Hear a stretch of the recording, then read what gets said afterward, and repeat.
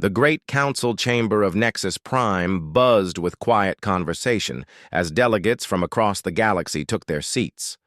Zektar adjusted his scaled hide against the cold metal chair and watched the holographic display flicker to life in the center of the room. The massive reptilian being had served as council leader for 30 years and had seen many crises, but today felt different somehow.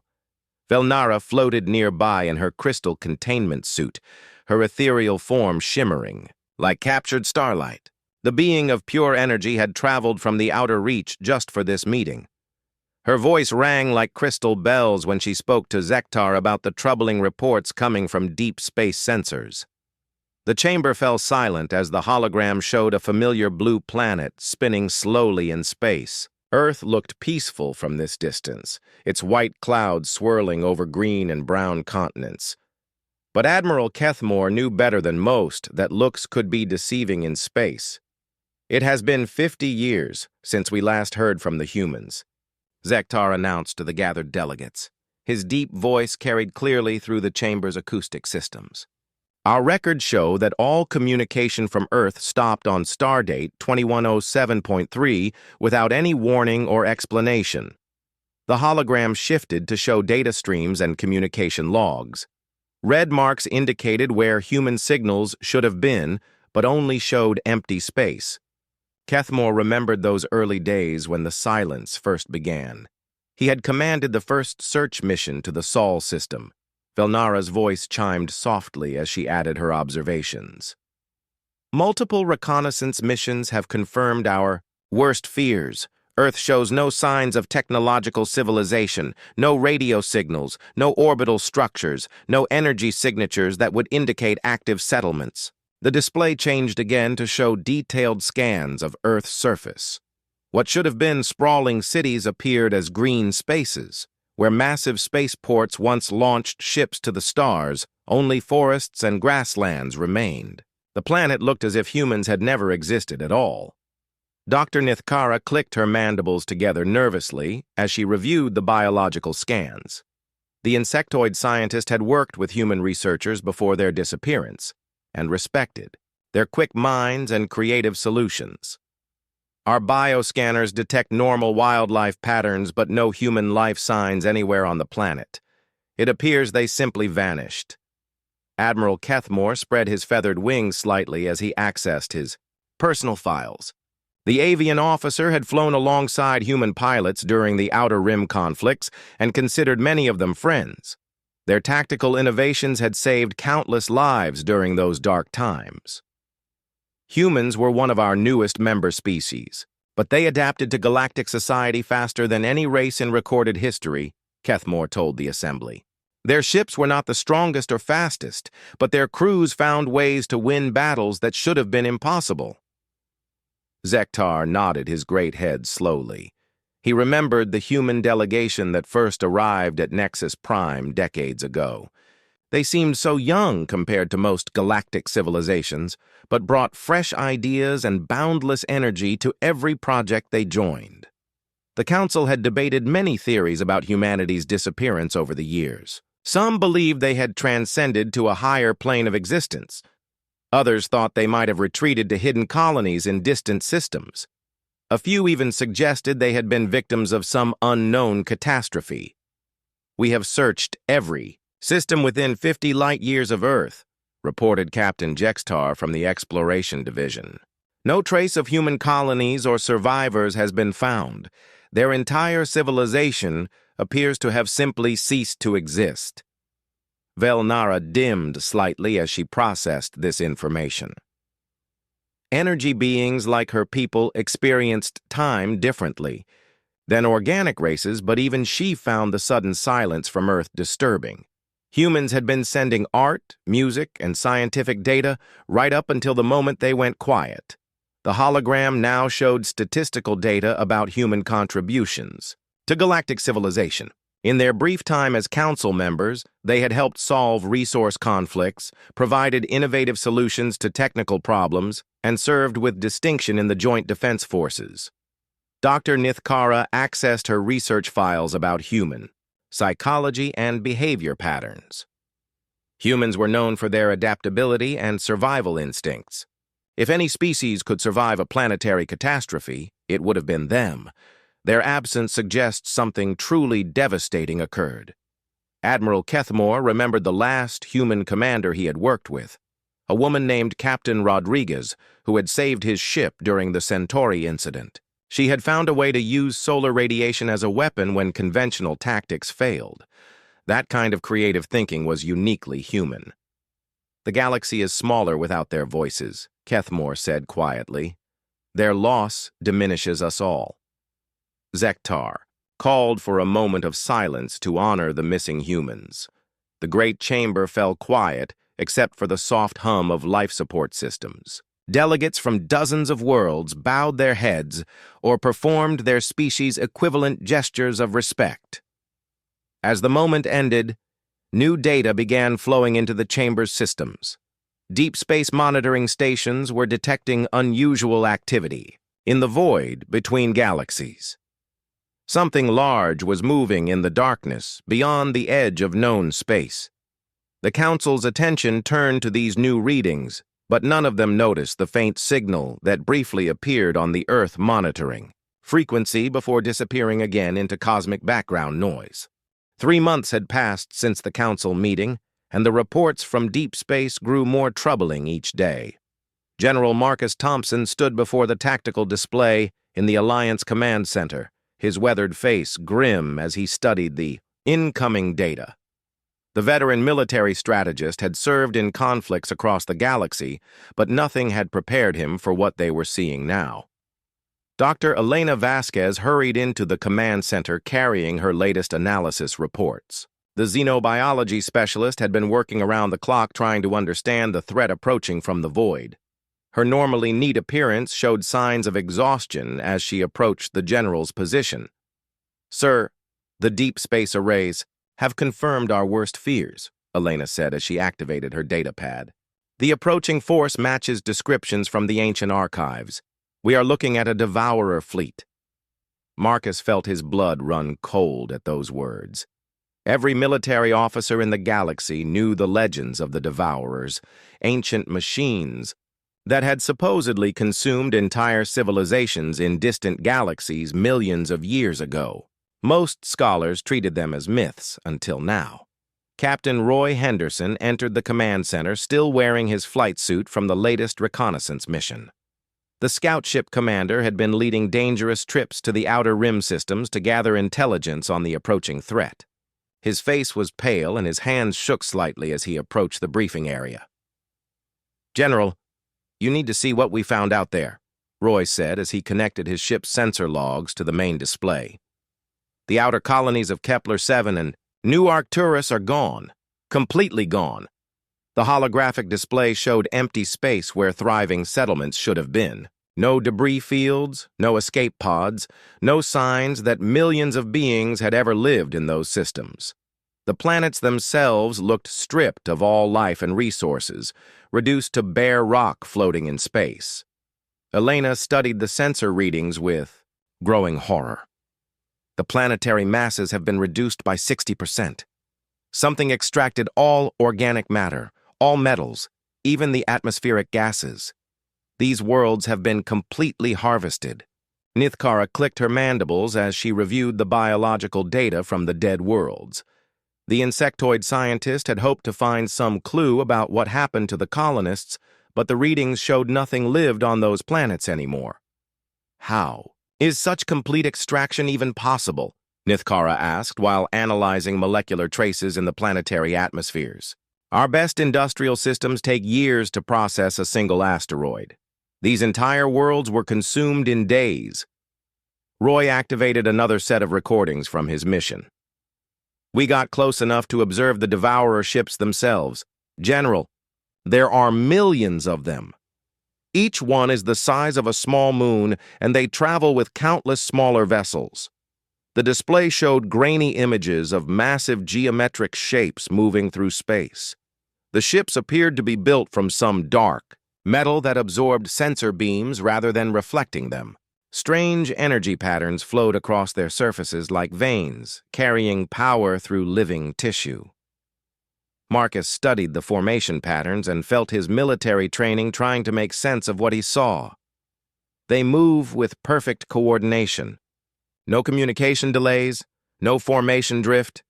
It's like they share a single mind controlling the entire fleet.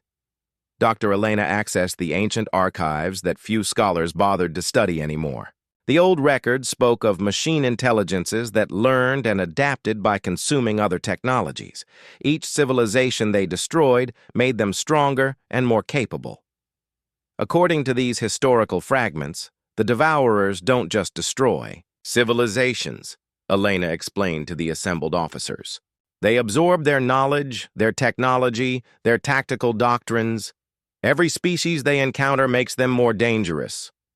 Captain Henderson pulled up tactical analysis from his observations. Their smaller ships adapt to match whatever weapons we use against them. During our probe attacks, they modified their hull configurations in real time to counter our energy signatures. The implications of this information sent a chill through the command center. Admiral Kethamore arrived to review the intelligence reports, and his feathers ruffled with agitation as he studied the data. If these machines learn from every encounter, our conventional tactics will be useless, Kethamore observed. They have consumed thousands of civilizations over millions of years. They know every military strategy that has ever been developed. Nithkara accessed her species' hive memory banks to search for any reference to similar threats. The collective knowledge of her people went back hundreds of thousands of years, but even they had only legends about the machines from beyond the galaxy. General Thompson called up deployment schedules for the Alliance fleet. Even with every available ship, they could maybe field 10,000 vessels against millions of Devourer craft. The numbers alone made victory seem impossible. We need to send out emergency broadcasts to every system in the galaxy, Marcus decided. Maybe some unknown civilization has technology or knowledge that could help us survive this threat. Dr. Elena began preparing wide-spectrum distress calls that would reach every corner of known space. The messages would explain the Devourer threat and request any assistance that advanced civilizations might be able to provide. Roy volunteered to lead the next reconnaissance mission, despite the extreme danger. Someone needs to track their approach, vector and estimate when they will reach Core Alliance territory. We need to know how much time we have left. As the emergency broadcasts began transmitting across the galaxy, the command staff tried to prepare for a battle they had little hope of winning. The Devourers had destroyed civilizations far more advanced than the current Alliance. They're adaptive. Technology had learned from every military doctrine ever developed. Captain Henderson prepared his ship for another dangerous mission to monitor the approaching fleet. His crew knew they might not return, but gathering intelligence was crucial for any chance of survival. In the depths of space, the Devourer fleet continued its relentless advance toward Alliance territory. Their sensors had detected the distress broadcasts and began analyzing the signal patterns to learn about their new prey. The machines calculated arrival times and began preparing harvesting protocols for the civilizations ahead. But among the responses to the emergency broadcast, one signal came from an unexpected source. A transmission from the Sol system, from the supposedly dead world called Earth, carried a message that would change everything the galaxy thought it knew about humanity's fate. The communication array on Nexus Prime crackled with incoming responses to the emergency broadcast. Admiral Kethamore watched the data streams flowing across multiple screens as civilizations from across the galaxy pledged their support against the Devourer threat. Each message brought promises of ships, resources, or technological assistance, but none offered solutions that could match the scale of the approaching enemy. Lieutenant Colonel Amy Parker reviewed the tactical assessments coming from Alliance member worlds. The Special Operations leader had studied every response carefully, but found the same pattern in each report. Even combined, their conventional forces would be overwhelmed by the massive Devourer fleet approaching from deep space. Dr. Velnara floated near the main communication console, her crystalline form pulsing with nervous energy as she monitored the incoming signals. The energy being had hoped that some unknown advanced civilization might respond with technology beyond current Alliance capabilities. Response confirmed from the Andorian Federation, reported Communications Officer Dale Watson. They are mobilizing their entire home fleet and will arrive at the staging area within 10 days. Admiral Kethmore noted the addition to their growing force, but knew it still would not be enough. The Andorian ships were powerful, but the Devourers had consumed technologies from thousands of advanced civilizations. Their adaptive capabilities made conventional warfare almost pointless. Amy studied the deployment schedules on her tactical display. Even with every promised reinforcement, the Alliance could field maybe 15,000 ships against millions of Devourer craft. The mathematics of the situation painted a grim picture of their chances for survival. Communications Officer Watson suddenly straightened at his console as an unexpected signal appeared on his monitors. "Sir, I am receiving a transmission from the Sol system. The signal is originating from Earth." The command center fell silent at this announcement. Every officer present knew that Earth had been quiet for 50 years. Their reconnaissance missions had found no signs of human civilization on the planet's surface. "That must be some kind of automated system," Dr. Velnara suggested, her voice chiming with uncertainty. "Perhaps an old beacon that activated in response to our emergency broadcast?" "Admiral," Kethmore spread his wings as he approached the communication station.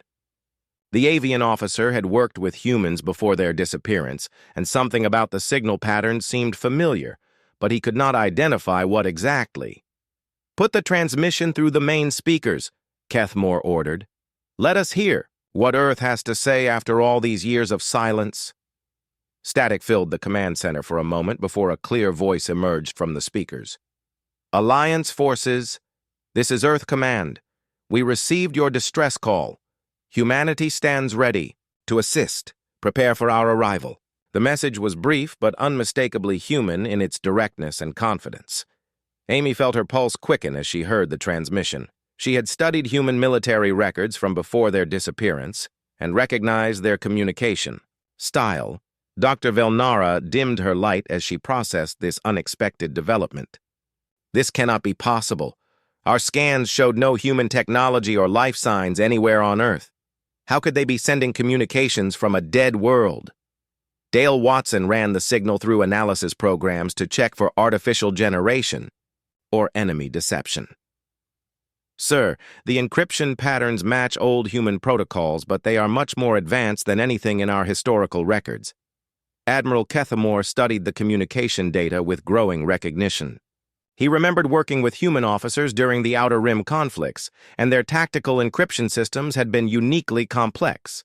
This signal carried similar patterns, but evolved far beyond their previous capabilities.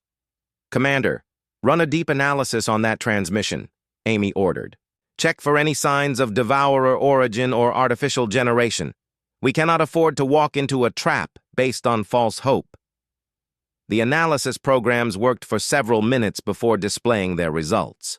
The signal showed all characteristics of genuine human origin with no signs of mechanical generation or enemy interference. Whoever sent this message was definitely human. 3 days passed with no further communication from Earth, but the command staff remained on high alert. Captain Roy Henderson had returned from another reconnaissance mission with reports that the Devourer fleet was advancing faster than previous estimates indicated. Amy was reviewing defensive positions when space around Nexus Prime began to shimmer, with strange energy patterns. Her tactical displays showed massive distortions appearing throughout the area, but no ships were visible to conventional sensors. "Red alert," Admiral Kethmore announced as the shimmer effects intensified. "All stations report ready status. Unknown vessels are decloaking in our immediate vicinity." The shimmer effects suddenly vanished, revealing a massive fleet of ships that had been hidden by advanced stealth technology. Sleek vessels of unknown design surrounded Nexus Prime, their hulls gleaming with technology far beyond current Alliance capabilities. Dr. Velnara stared in amazement at the ships appearing on their sensors. these vessels show energy signatures, unlike anything in our databases. Their stealth systems are generations ahead of our best technology. The largest ship in the mysterious fleet opened a communication channel to Nexus Prime. This is Admiral Steve Cooper of the Earth Defense Fleet. Permission to dock and brief Alliance Command on the current situation. Amy felt her jaw drop as she heard the human voice coming from the lead vessel. The ships surrounding them bore markings she recognized from historical records, but their designs were completely new and obviously advanced. Admiral Cooper, this is Admiral Kethmore commanding Nexus Prime, the avian officer replied. Permission granted. We have many questions about where humanity has been for the past 50 years. Dale Watson monitored the fleet communications as docking procedures began. Sir, I am detecting at least 200 vessels in their formation. Energy readings suggest their technology is significantly more advanced than our current systems. The lead human ship approached the main docking bay while the rest of the fleet maintained defensive positions around the station. Amy watched the docking procedures with fascination as the human vessel displayed maneuvering capabilities that defied conventional physics. Admiral Kethmore prepared to meet the human delegation in the main conference room. His memories of working with humans during the war made him both hopeful and cautious about this unexpected reunion. Get me everything we have on human technology from before their disappearance, Amy told her staff. I want to understand how they developed these capabilities while remaining completely hidden from our sensors. As the docking procedures completed, the first humans in 50 years prepared to set foot on Nexus Prime and explain where they had been during the galaxy's darkest hour. The main conference room of Nexus Prime had never felt so tense as Admiral Kethmore waited for the human delegation to arrive. Dr. Velnara floated near the holographic display, while Lieutenant Colonel Amy Parker reviewed security protocols for the first human contact in 50 years. The massive chamber could hold representatives from dozens of worlds, but today it would host the most important meeting in galactic history. The doors opened, and Admiral Steve Cooper entered with his diplomatic team. The human commander wore a uniform that resembled old Earth defense designs, but incorporated technology that seemed almost magical. His confident stride and alert eyes reminded Kethmore of the human officers he had fought alongside decades ago. Behind Cooper came Ambassador Lisa Rodriguez, a woman whose diplomatic bearing could not hide the military training evident in her posture. Director Sam Collins followed quietly, his unremarkable appearance marking him as someone who preferred to work behind the scenes. Captain Linda Hayes brought up the rear, her engineer's uniform decorated with insignia that Kethmore did not recognize. Admiral Kethmore, it has been too long, Steve Cooper said as he approached the conference table. I remember when you saved our transport convoy during the Centauri crisis. Your tactical flying kept my people alive that day. Kethmore felt his feathers ruffle with surprise that Cooper remembered such an old engagement. Admiral Cooper, we believed humanity was extinct. Our reconnaissance missions found no trace of your civilization on Earth. Lisa Rodriguez activated a holographic display that showed Earth as the Alliance had last seen it, appearing lifeless and primitive. We apologize for the deception, Admiral, but circumstances required extreme measures. The display changed to show the real Earth, bustling with activity hidden beneath massive planetary stealth fields. Cities gleamed with advanced technology, while orbital shipyards constructed vessels using designs far beyond previous human capabilities. Director Collins stepped forward to begin the explanation. 50 years ago, our deep space monitoring systems detected signs of an approaching threat from beyond the galaxy. The energy signatures matched ancient records about the Devourer fleet. Amy leaned forward with intense interest. Your people knew about the Devourers 50 years ago. How did you identify a threat that our best scientists only recently confirmed? Sam Collins smiled grimly as he accessed historical data. Humans have always been paranoid about existential threats. When we joined the galactic community, we immediately began studying every disaster that had befallen previous civilizations. Captain Hayes activated technical displays showing the scope of humanity's preparation. We implemented Protocol Dark Sky, a complete communications blackout, while we built planetary stealth systems. To outside observers, Earth appeared to have returned to its pre-industrial state. Dr. Velnara pulsed with amazement as she studied the technical specifications. These stealth fields would require energy output equivalent to our largest space stations. How did you power such massive systems? Linda Hayes smiled as she showed diagrams of fusion reactors built into Earth's crust. We learned to think bigger than anyone expected. Geothermal taps connected to artificial fusion chambers provide unlimited clean energy. The holographic display now showed hidden shipyards throughout the Sol system. Massive construction facilities had been built inside asteroids and on the dark sides of moons. The scale of the operation dwarfed anything the Alliance had ever attempted. We spent 50 years preparing for this exact threat, Admiral Cooper explained. Every day of that time was focused on developing technology and tactics specifically designed to counter Devourer capabilities. Director Collins activated another display showing human analysis of Devourer behavior patterns. We studied every historical record we could find about the machine fleets. Ancient civilizations left warnings in their archives, but most current species dismissed them as mythology. Amy studied the tactical analysis with growing respect for human preparation. Your research identified weaknesses in their adaptive systems that our military strategists missed completely. Dr. Peter Zhang entered the conference room carrying advanced scanning equipment. The human scientist had been analyzing Alliance technology while his colleagues handled diplomatic matters. His findings would prove crucial to their cooperation. The Devourers excel at learning from direct combat experience, Zhang explained as he showed computer models of machine adaptation. But they struggle with completely novel approaches they have never encountered before. Captain Hayes demonstrated a small device that seemed to phase in and out of visible reality. Our ships can partially shift out of normal space, making them difficult for Devourer sensors to track or target effectively. Kethmore watched the demonstration with fascination. This technology operates on principles that our science considers theoretical at best. How did you develop such capabilities? Zhang smiled as he explained human research methods. We approached physics from directions that more conservative species avoid. Sometimes the impossible becomes possible when you refuse to accept limitations. The holographic display showed weapons systems that disrupted matter at the quantum level. Energy beams could dissolve molecular bonds while defensive shields turned enemy weapons against themselves. The technology seemed like magic, but operated on sound scientific principles. However, our fleet alone cannot defeat the entire Devourer armada, Admiral Cooper admitted.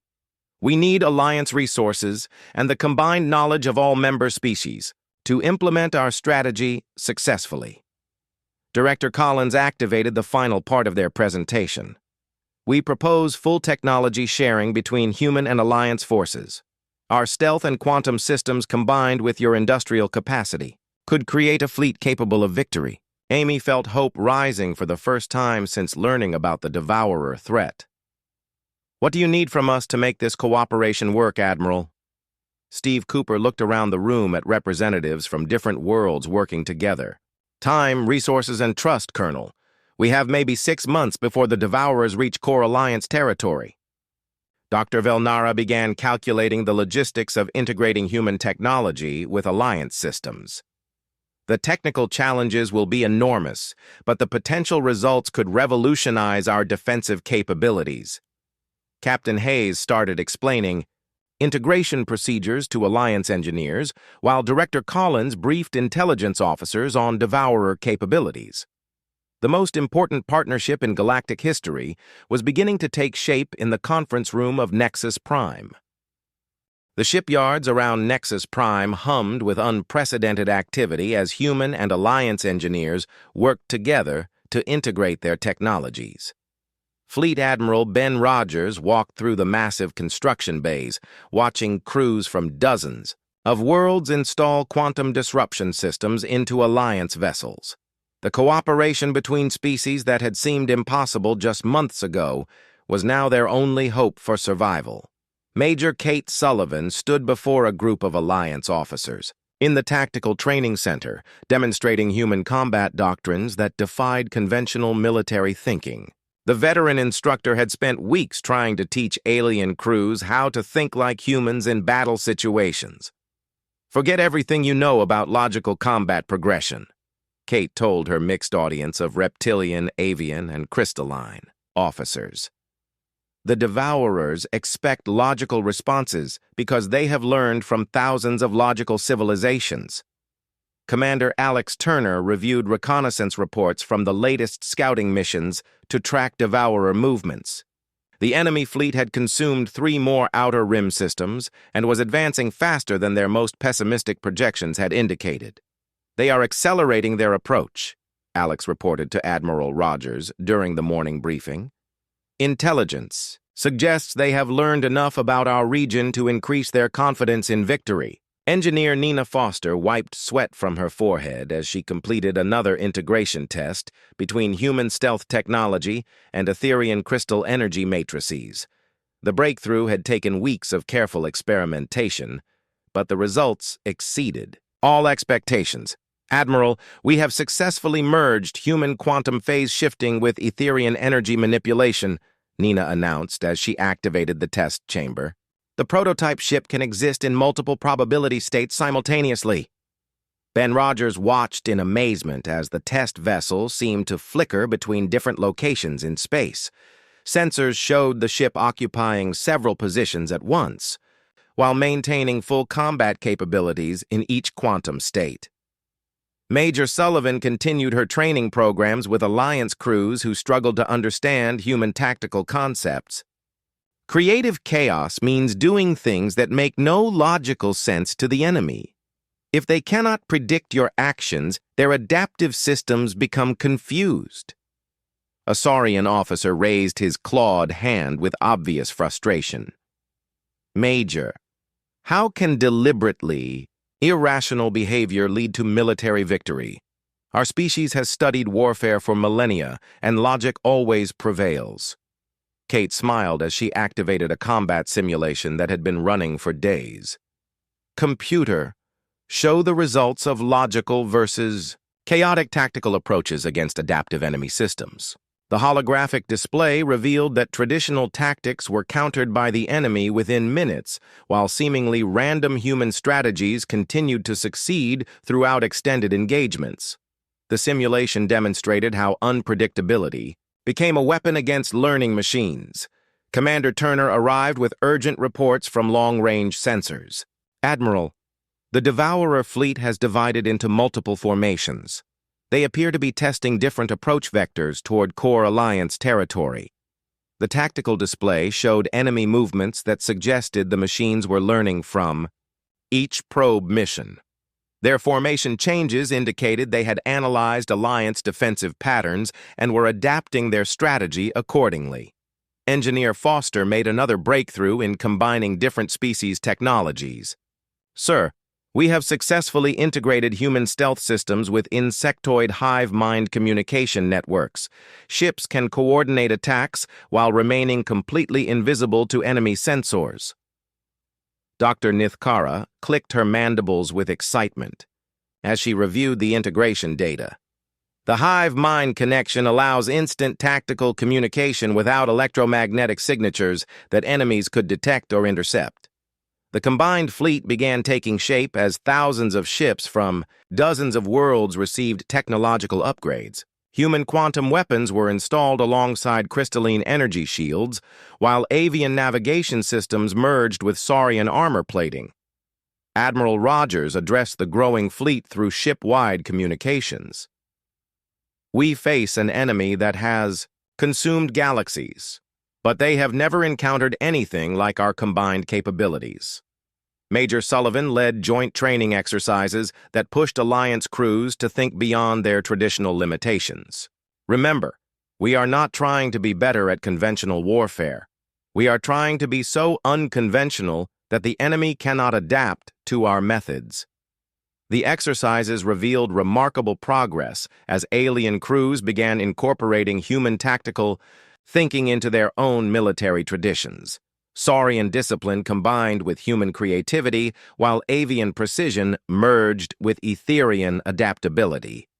Commander Turner coordinated with intelligence units across the galaxy to track every devourer movement.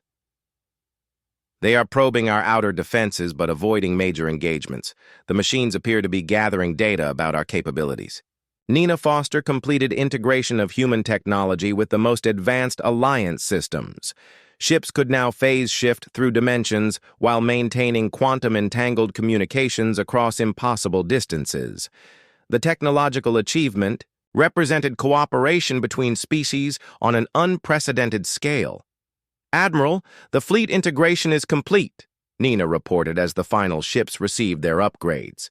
"We have successfully combined technologies from 15 different civilizations into a unified combat system." Fleet Admiral Rogers reviewed deployment schedules as reports arrived about Devourer fleet movements toward the Kepler Reach. The strategic location would determine whether the enemy reached core Alliance worlds or could be stopped at the galaxy's edge. "The enemy has chosen their approach vector," Ben announced to his staff. "All ships will proceed to the Kepler Reach for final preparations. This is where we make our stand." Major Sullivan gathered her training teams for final briefings before deployment. "Remember everything we have practiced about unpredictable tactics. The moment we become predictable, we lose our only advantage against the machines." The combined fleet began moving toward the battle zone as crews from different worlds worked together using integrated technology that represented the best achievements of galactic civilization. Human innovation had provided the catalyst, but victory would require every species contributing their unique strengths. Commander Turner sent final reconnaissance teams to monitor Devourer approaches, while the main fleet prepared for the most important battle in galactic history. The outcome would determine whether organic civilization survived or joined the countless species consumed by the machines from beyond the galaxy. The Kepler Reach had become the most important location in the galaxy as Admiral Kane Phillips reviewed final battle preparations from the command ship. The veteran strategist had spent decades planning for this moment, but nothing could have prepared him for the scale of the approaching enemy. Through the viewports, he could see thousands of Alliance vessels positioned throughout the star system, each one equipped with the hybrid technology that represented their only hope for survival. General Maria Santos coordinated ground forces. On the rocky planets where captured Devourer technology would be analyzed and reprogrammed during the battle itself, her troops included specialists from every Alliance world, trained to work with human tactics that emphasized adaptation over rigid planning. Captain Luke Davis performed final checks on his fighter squadron, a mixed unit of pilots from different species flying ships that could phase between dimensions. The young commander had learned to fly using human techniques that treated space combat like an extreme sport rather than formal military engagement. Dr. Ellen Brooks monitored real-time intelligence gathering from stealth ships that moved through space like ghosts. The tactical analyst watched enemy formations on her displays and marveled at the size of the approaching threat that blotted out entire star fields. "Enemy contact in 30 minutes, Admiral Phillips announced to the combined fleet. "All ships maintain stealth positions until the signal for Phase 2. Remember, they expect us to fight like every other civilization they have encountered." The Devourer fleet emerged from hyperspace like a black tide of destruction. Millions of geometric ships arranged themselves in perfect formations that spoke of machine precision and collective intelligence. Each vessel was the size of a small moon, accompanied by countless smaller craft that moved with coordination impossible for organic crews. Captain Davis led his squadron on reconnaissance missions through the enemy formation while remaining invisible to their sensors. "Command, the scale is even larger than our estimates. I count over 3 million capital ships with support craft numbering in the tens of millions." General Santos watched from her command post as the first phase of the human plan began. Alliance. Ships started what appeared to be a conventional assault on the Devourer formation, using tactics that had been successful in previous galactic conflicts. The enemy response was immediate and devastating. Devourer ships adapted to counter every Alliance weapon system within minutes of first contact. Their formation shifted to exploit weaknesses in traditional tactical approaches, while their adaptive armor evolved to resist energy weapons. Dr. Brooks tracked the mechanical learning process as it happened. Admiral, the Devourers are adapting, exactly as predicted. Their systems are cataloging our conventional capabilities and developing countermeasures in real time. This was exactly what Admiral Phillips had planned. The apparent Alliance assault was feeding false information to the enemy about their true capabilities. Every conventional tactic they used was designed to make the Devourers overconfident about their ability to counter organic military doctrine. Phase 2 begins now, Phillips announced to the fleet. All ships initiate quantum displacement and begin unconventional attack patterns. The battle transformed instantly as human tactics were unleashed against an enemy that had never encountered anything like them. Ships began phase-shifting through dimensions the Devourers had not known existed, attacking from angles that defied three-dimensional thinking. Captain Davis led his squadron through maneuvers that treated the massive enemy, vessels like obstacles in a racing course. His pilots used techniques learned from human barnstorming traditions, turning space combat into an art form that confused mechanical intelligence. Enemy ships are struggling to track our movements, Luke reported as his fighters weaved between Devourer formations. Their targeting systems cannot adapt to flight patterns that violate their programmed physics models. General Santos coordinated with alien ground forces to capture Devourer technology during the battle itself. Teams of mixed-species specialists used human hacking techniques to reprogram enemy systems while the machines were still fighting. The quantum weapons began showing their true effectiveness as energy beams disrupted the molecular bonds holding Devourer ships together. Massive vessels simply dissolved into component atoms, while their support craft found their own weapons turned against them by human defensive systems. Dr. Brooks made a crucial discovery as she analyzed the battle data flowing through her systems. Admiral, the quantum disruption weapons are causing cascade failures in their network communications. Each destroyed ship is sending feedback that confuses the remaining fleet. Admiral Phillips watched as the tide of battle began to shift in ways the enemy could not comprehend. Human creativity combined with Alliance industrial capacity was proving superior to mechanical adaptation based on consuming previous civilizations. The Devourer fleet began showing signs of confusion as their collective intelligence struggled to process completely novel tactical approaches. Ships that had operated with perfect coordination started making tactical errors as their learning algorithms overloaded with contradictory data. Captain Davis pressed his advantage as enemy formation discipline began breaking down. All squadrons, execute barnstorming pattern 7, treat their capital ships like canyon runs and maintain unpredictable flight paths. The smaller Devourer craft found themselves unable to intercept fighters that moved according to principles their programming could not analyze. Human pilots had turned space combat into performance art that confused machines designed for logical warfare. General Santos reported success in reprogramming captured enemy technology. Admiral, we have successfully turned 3 Devourer ships against their own fleet. The enemy cannot adapt to threats from their own converted vessels. The battle reached its climax as the last Devourer formations tried desperately to regroup against an enemy that fought like no civilization they had ever encountered. Their adaptive systems, designed to learn from logical opponents, could not process the creative chaos of human tactical doctrine. Dr. Brooks watched the final enemy ships fall as cascade failures spread through the entire Devourer network. Admiral, enemy resistance has collapsed. The quantum feedback has disabled their collective intelligence systems. As the last Devourer ship went dark, the combined fleet found itself victorious in the most important battle in galactic history. The machines that had consumed countless civilizations had been defeated by the power of cooperation between diverse species, guided by human innovation. Admiral Phillips addressed the fleet as celebration began throughout the galaxy. Today we proved that creativity and cooperation can overcome any threat.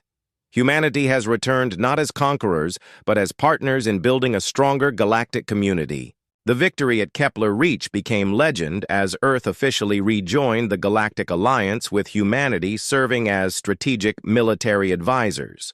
The galaxy had learned that sometimes the best defense comes from thinking in ways that enemies cannot predict or understand.